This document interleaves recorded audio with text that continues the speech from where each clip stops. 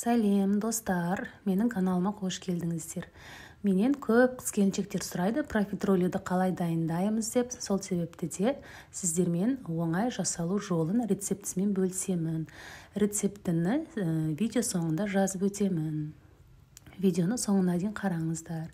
Ең алдымен осындай ыдысымызды алып, отымызға қоямыз, яғни газымызға. Орташа отта болу қажет. Оған салқын суымызды құйып, үстінен шым-шым тұз салып, және сары майымызды қосамыз. Осылай суымызды қайнатып аламыз кішкене.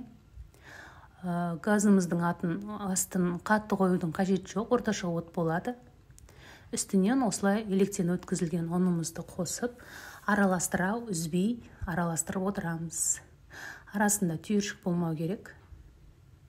Ұнымыз тез бірігіп кетеді, сол себепті де жақсылап араластырғандарыңыз жөн.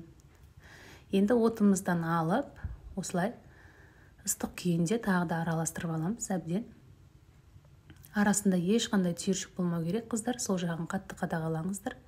Және осыны суытып аламыз. Мінекей мен венчиктің көмегімен бұны араластырып алдым. Арасы бірікті, енді суытуға қойып қоямыз. Енді қамырымыз кішкене ғана суды, жылы күйінде де болады. Енді осыған жұмыртқамызды бір-бірлеп сала отырамыз. Жұмыртқамызды барлығын бірден салмаймыз, қыздар. Сіздер, мен бұл жерде 1 стакан су және 1 стакан ұн қостым. Қанша стакан су қоссаңыздар да соншалықты ұн қосасыздар. Жұмыртқаны бірден салсаңыздар, кейде тым сұйық болып кетеді, сол себепті де бірден салып отырған жөн. Осылай миксердің көмегімен араластыра отырып, жұмыртқамызды бөліп салып отырдым. Бұл жерде қызым маған көмекке келді, кішкентай қызым. 4 жасар қызым менің дайындап жатыр миксерлеп.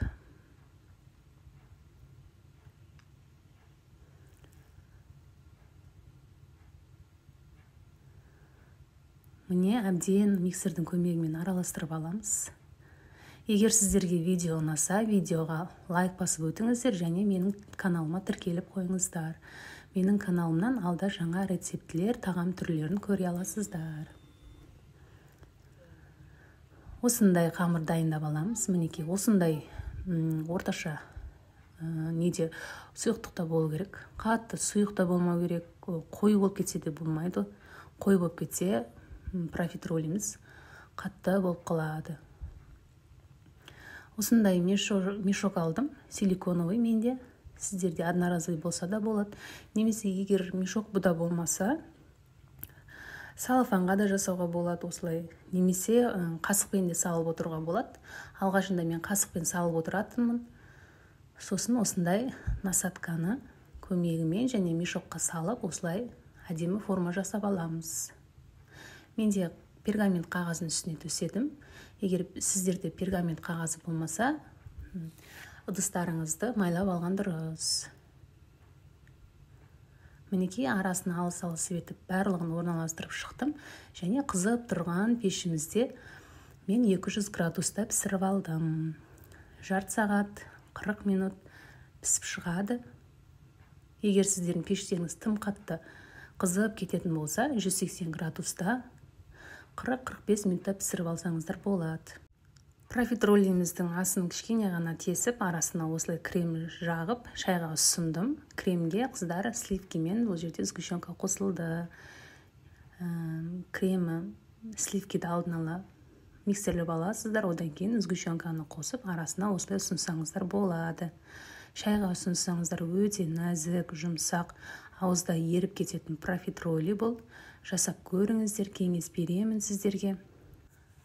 Осылай шайға ұсынып, шаймен ішкенде бір жегенде жоқ болады, өте жұмсақ және де ауызда еріп кетеді.